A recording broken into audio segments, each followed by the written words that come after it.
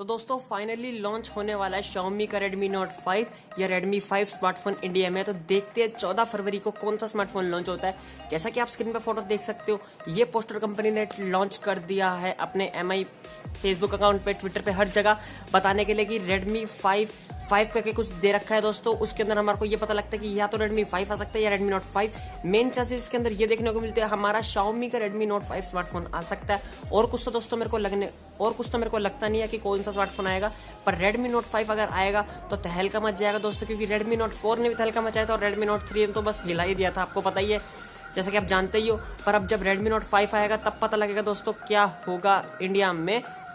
तो देखते हैं, इंतजार करते हैं और देखते हैं कि कौन सा स्मार्टफोन Redmi 5 आता है, Redmi Note 5 आता है। तो बस इसके अंदर स्पेसिफिकेशंस की बात कर लीजिए जो कि लीक हो के आई है। स्नैपड्रैगन का ये 636 हो सकता है या स्नैपड्रैगन का 630 हो सकता है। ड्यूअल कैमरा दोस्तों शायद से हो सकते हैं, कंफर्म लीक नहीं है, शायद से हो सकते हैं ड्यूअल कैमरा। और 18:9 वाली एक्सेप्ट रेशो वाली डिस्प्ले आपको इसके अंदर देखने को ही मिलेगी जरूर से जरूर, क्योंकि वो तो हमारा ट्रेंड था 2017 का। तो इसके अंदर भी हमें जरूर से जरूर देखने को मिलेगी।